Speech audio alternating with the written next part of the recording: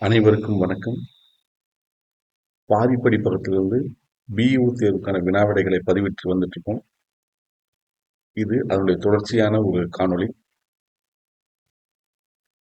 சாதியிலே, மதங்களிலே, சமய நெறிகளிலே, சாத்திரச் சந்தடிகளிலே, பூத்திரச் சண்டையிலே, வீணே நீர் அழிதல் அழகடவே இவ்வரிகட்கு உரியவர்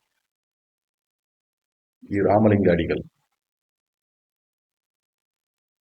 கலைமகளைப் போற்றி சரஸ்வதி அந்தாதி பாடியவர் கம்பர். மூன்று கருத்துக்களை மூன்று மருந்து பொருட்களைப் போல் உணர்த்தும் 17 கீழ்க்கணக்கு நூல் எது?